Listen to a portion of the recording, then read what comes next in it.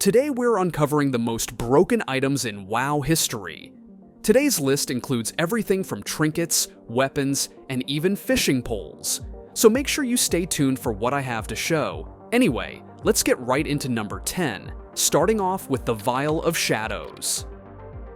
This trinket drops from the Dragon Soul raid in Cataclysm. It had a very low chance to drop and very few players were able to obtain it, especially before the nerfs. The effect is simple. You have a chance on hit to do a bit of extra damage. However, this damage proc scaled 1-to-1 with attack power and had the potential to crit. This trinket could easily deal half of an undergeared player's health in PvP. In addition, trinkets in World of Warcraft have a very high chance to proc once you enter combat, which means it was most likely going to happen during your opener burst. Rogues with the legendary daggers alone were a menace in PvP, and if you had this trinket on top of it, you would be unstoppable. A few weeks after its release, the damage was nerfed to do about 3 times less, but to compensate it would proc 3 times more often. Throughout the game's history, other comparable trinkets have been introduced, but none have ever been able to match the explosive power of a straightforward chance-on-hit trinket. Moving on to number 9, we have Gavel of the First Arbiter. This legendary weapon was a drop from the jailer during the Sepulchre raid in Shadowlands. Well, it wasn't quite legendary, but it might as well have been given how powerful it was in comparison to real legendary items such as the bow for hunters. The power of this weapon comes from its on-use effect. The way it works is that on a 4-minute cooldown, you would be able to use your weapon on your target, spawning a soul fragment. Killing this fragment would then give you 1 out of 5 possible buffs, all lasting an entire minute. Each buff had a similar, but slightly different effect. Boon of the End and Boon of Divine Command, for example, would do very heavy AoE damage, while Harvested Hope, Looming Winter, and Assured Victory would deal very heavy single-target damage. Just look at this log from a Mythic Plus pull, where the weapon effect alone did over 20% of this Death Knight's damage. While you couldn't control which effect you would end up getting, it was still incredibly strong, getting an AoE boon on single target. At number 8, we have the Unstable Arcano Crystal. Since almost every class wanted this trinket, it is one of the most well-known among WoW players, mostly because all it did was provide you with stats, a straightforward stat stick. But unlike normal stat sticks, which typically provide main stat and some secondary stat, the Arcano Crystal only had secondary stats. This trinket's stat budget was significantly greater than anything else you could find at the time, and obtaining it was quite simple. Well, not really. You see, this trinket had a chance to drop off of the world boss, Withered Jim. Although killing him wasn't all that difficult, you could only kill him once every 2 months due to the rotation of multiple world bosses, so if it didn't drop, you would have to wait a long time to get another shot. And the fact that it drops off of a world boss, the trinket was 20 item levels below raid loot. Despite that fact, it still performed better than any other trinket in the game. To understand this better, let's look at this chart explaining how item level works in Legion. The trinket's base item level was 860. Mythic rating was 880. Also, every item in the game had a chance to Titan Forge when it dropped. This could increase the item level of anything, and it could increase all the way to 895. This became much better in later patches of the expansion when you could farm a currency and then turn it in for a random trinket which had a chance to roll the Arcano Crystal. Next up at number 7, we have another Legion trinket, Convergence of Fates. One of the most interesting trinkets of all time, and it's a very basic trinket. Just like the tooltip says, all it did was reduce the cooldown on one of your longer cooldowns. What made this trinket so strong is simply how much it reduced the cooldown of your abilities. A 2-minute cooldown such as Paladin Wings becomes 1 minute and 30 seconds. And when the way your class works is that all your damage happens during cooldowns, being able to reduce them becomes very OP. For warriors, this trinket was extremely strong combined with the Odin's Champion trait. Sometimes, with a bit of luck, you could press Battle Cry twice within 10 seconds. The trinket was so strong they used it for the entirety of Nighthold and the next raid tier, only swapping it out 2 raid tiers later after it got 2 nerfs. Some classes would see up to 8 procs per minute. This means that every minute this trinket would reduce the cooldown of your major ability by an extra 40 seconds. The trinket was eventually nerfed to only 3 seconds of CDR by the end of the expansion. This was done to prevent old gear from being used in newer content. People enjoy trinkets that alter the way their class functions, and who doesn't like spending extra time in their cooldowns? This one was not only incredibly effective, but also a lot of fun to use. Moving on to number 6, we have the Wolf's Head Helm. The first classic item on our list. Allow me to explain why this helm is so good for druids. Whenever you shapeshift into cat form, you start with 0 energy, and then have to wait in intervals of 2 seconds to regain 20 energy at a time. However, this helm combined with the Furor talent lets you start with 60 energy, and it just so happens that your hardest hitting ability, Shred, requires 60 energy. Your rotation was basically cat form into Shred into human form, into cat form into Shred, and repeat. Obviously, this was very mana intensive considering feral druids didn't want any intellect or MP5 on their gear. For that reason, on longer fights this wasn't really feasible, but classic WoW is notorious for having very short fight lengths, so this was rarely ever an issue. It was actually so good that you wouldn't replace this head until Wrath of the Lich King. Yeah, that's right, for the entirety of TBC feral druids would use this thing. While using the same item across numerous tiers in a succession is rare, using the same item for a whole expansion is really impressive. And at number 5, we have the Unerring Visions of Lei Shen, one of the most unique trinkets of all time. This trinket had a very interesting synergy with dot classes. Let me explain. As stated in the tooltip, your spells have a chance to give you a 4-second buff that gives you 100% critical chance. We had a feature in Mists of Pandaria called snapshotting. This allowed you to apply a dot and have the game calculate your stats at that moment, dealing the full damage of the dot as if you had those stats for the whole duration. Basically, if you applied a dot during the 100% crit window, then every tick of the dot would crit.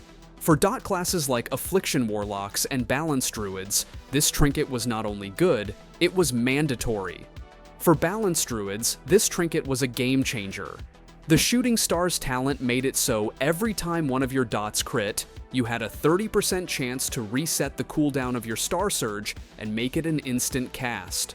With enough targets dotted, you would just spam Star Surges every global until your dots would wear off. For Warlocks, however, it was just good. All their damage came from dots, and making sure they would always crit was too good to not have. In fact, it was so strong that towards the end of patch 5.3, it got nerfed by 40% for Warlocks specifically. At the number 4 spot, we have Enti's Quenched Sword. You may be asking yourself how a gray weapon with 0 damage has made it onto this list. Well, the reason for this is that the numbers were false. Although the weapon states it has 2 to 4 damage, it actually has 4 to 172 damage and no level requirement despite dropping from a level 73 elite in Northrend. Additionally, it is bind on equip, like every other gray item in the game, so you could send this to your level 1 alt. And as you can see in this 15-year-old, extremely high-quality video, you would do ridiculously high damage for your level. With a damage window this high, you could do anywhere from no damage at all to sometimes hitting people for like 400 damage. However, there was a workaround to this. In Wrath of the Lich King, Rend would scale off of weapon damage, and for those who care, here is the formula. Due to the insane weapon damage for its level, this would result in a single tick of Rend one-shotting your mobs. With the damage from the weapon itself, Rend scaling with weapon damage and every melee swing giving you full rage, this weapon left you unstoppable until your 30s. But as we know with Blizzard, everything fun comes to an end. While the weapon was fun to use, it didn't last very long. It was eventually nerfed by giving it a level requirement, and nerfing the damage to line up with the tooltip. Moving on to number 3, we have the famous Diamond Flask, one of the more well-known overpowered items in World of Warcraft history. This trinket was an absolute game changer for warriors in Classic WoW, mainly because it gave you a source of self-healing, which was unheard of for warriors back in the day. If you exclude bandages and healing potions, there was no other way for warriors to heal themselves except for the diamond flask. But the tooltip can be quite deceiving. You see, there was more to this trinket than the 9 health every 5 seconds that you see in the tooltip. This on-use effect actually scaled 1-to-1 with spell power, so what you would do is the following. Equip as much spell/healing power gear as you possibly can. Use the trinket, swap back to your normal gear, enter combat. With a proper healing set, you were able to self-heal over 1,000 health every 5 seconds, and the best part is the healing would last for an entire minute. Warriors are notorious for insane damage, but being easily kited and having a lack of self-healing. Diamond Flask enabled warriors to take on multiple people at once and come out victorious. It was not only good for PvP, however. You could get this trinket as low as level 50. All you had to do was do a small quest chain in the Sunken Temple. The trinket was incredible for leveling, allowing you to take on any elite you felt like. All in all, a very basic trinket for modern standards, but for its time it was a massive quality of life change. Moving on to number 2, we have the Soul Capacitor from Hellfire Citadel in Warlords of Draenor. Many players would consider this not only the best trinket, but the best item in the history of WoW. The tooltip is very self-explanatory. When the trinket procs, any damage you do gets stored up and then after 10 seconds explodes for 135% of the damage you did during that period of time. But what made it so incredibly strong is funneling all of the damage by doing a bunch of AoE damage and then exploding the stored damage on one target. This allowed for some crazy cheese where you could one-shot certain bosses, especially in dungeons. A common strategy in challenge modes was to hit some trash, and if your soul capacitor was about to explode, you would just run up next to the boss and kill it in one hit. This trinket was incredibly strong for everything: single target, AoE, even PvP. In fact, it was such a menace in PvP that Blizzard had to nerf the damage it did by 50% against other players. And even then, you could still store up a large amount of damage by hitting a few mobs, walk up to a player and just one-shot them despite the 50% penalty. And finally, the most overpowered item in the history of WoW, the Kaluak fishing pole. Notice anything about this weapon? That's right, another weapon without a level requirement. The only requirement to obtain this weapon is 300 fishing, exalted with the Kaluak, and 102 gold. Let's start with how you even obtain this weapon in the first place. First thing is, you have to be at least level 5 because that's when you can train fishing.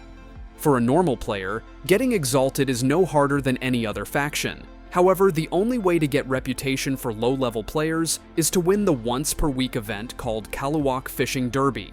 The Fishing Derby is an event held every Saturday at 2 p.m. server time. The event runs for 1 hour, and during this hour, every single player on the server can compete by trying to catch a very rare shark called the blacktip shark.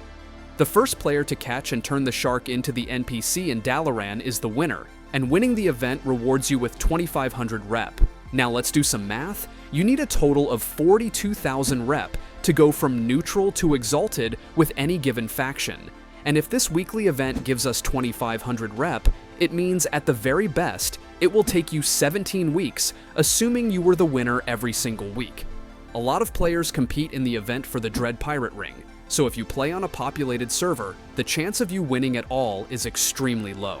There's only a handful of people in the world that has ever gotten the fishing pole on their low-level characters, and from the extensive research I did, I was only able to find a level 39 druid on the Taiwanese servers from 2012. Recently a level 39 paladin on the US servers, and a level 19 warrior. And let's just have a look at how insane this weapon is in the 10 to 19 bracket. This guy doesn't even care about wearing gear in all of his slots. Let's have a look at what this thing can do in the hands of a level 19.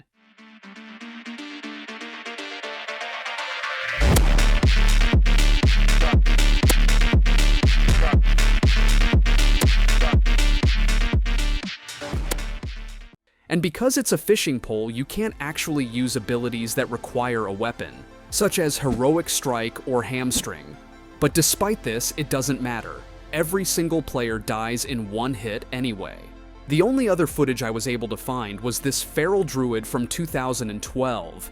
It's worth mentioning that the weapon gives 1800 attack power to Feral Druids specifically, and as you can see in the video, the damage he's doing for his level is absolutely insane. As the word got spread around that some players have obtained the weapon and having a massive advantage over other players at their level, people had enough.